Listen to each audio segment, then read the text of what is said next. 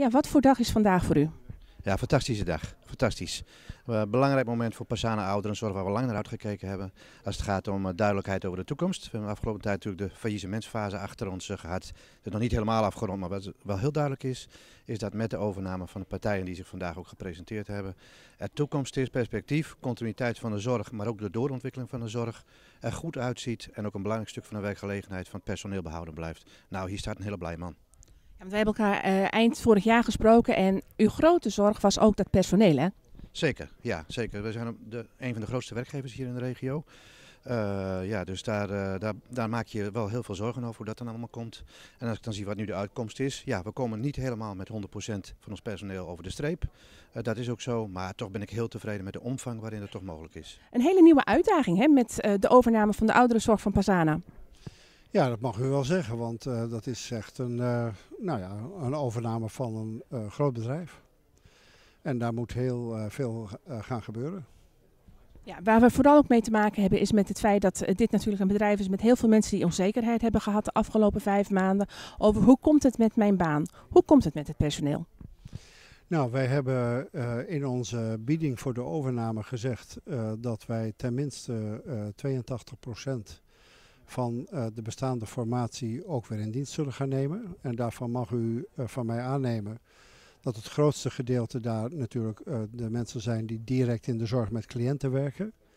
Aan de andere kant, omdat je bedrijven gaat samenvoegen, mag je ook verwachten dat wij op het gebied bijvoorbeeld van logistiek en van ondersteuning ook vormen van synergie gaan vinden met onze eigen bedrijven.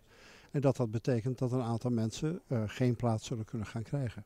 U zei in de persconferentie ook, er zijn nou nog wel een paar zaken die nou nog geregeld moeten worden. Onder andere toestemming van de zorgautoriteit. Hoe gaat dat precies in zijn werk? Nou, dat zal door de Nederlandse Zorgautoriteit, maar ook door de autoriteit, de mededingingsautoriteit zal afgekeken gaan worden.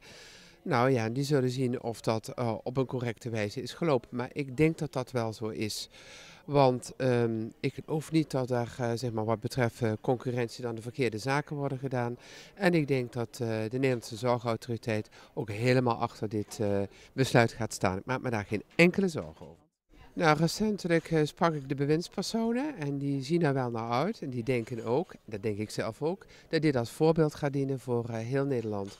En het allerbelangrijkste is wat men doet, is niet alleen kijken naar de huidige vraag, maar ook wat er aan gaat komen. En er komt zoveel zorg en behoefte op ons af. En daar ben ik zo blij mee. En daar wordt vanuit alle kanten naar gekeken. En ik ben ervan overtuigd met deze partij, met deze 2 aanbieders, dat dat zo zal zijn. En dat het helemaal nieuw en innovatief gaat worden, maar dat vooral de mensen die nu zorg genieten zich geen zorgen hoeven te maken. Jullie hebben vertrouwen in een financieel goede toekomst van Pasana. Anders hadden jullie dat niet gedaan, deze overname. Wij hebben heel precies gekeken naar de bevolkingsopbouw, naar de demografie, naar de opbouw van de vraag tot een 10-tal jaren vooruit. Dus wij weten hoe de vraag er ongeveer uitziet. En daar hebben wij natuurlijk rekening mee gehouden in deze opname. Dus ik heb alle vertrouwen erin dat Pasana, wat tot nu toe overigens een keurig winstgevend bedrijf is geweest, dat het in de toekomst ook zo kan worden voortgezet. Maar we krijgen in elk geval te maken met zorg nieuwe stijl. Er gaat veel veranderen. Ja, wij gaan een boel innoveren. Maar dat moet ook omdat mensen langer thuis gaan wonen. En de lage zorgzwaartepakketten in de verzorgingshuizen worden afgebouwd. Dus je gaat hele andere dingen vragen van mensen thuis. Nou, dat betekent dat je daar ook de medewerkers voor moet opleiden.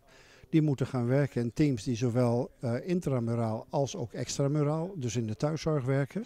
Dat vergt wat van ze, die moeten opgeleid worden. Nou, we zullen dat soort dingen allemaal moeten gaan doen. Een van de zaken die nog wel een zorg is Talmenhoeve, hè?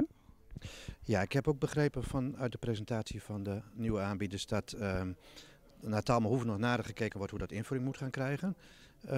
Wat daar precies de plannen en de ideeën over zijn, dat weet ik niet. En dat moeten we nader vernemen straks. RTV NL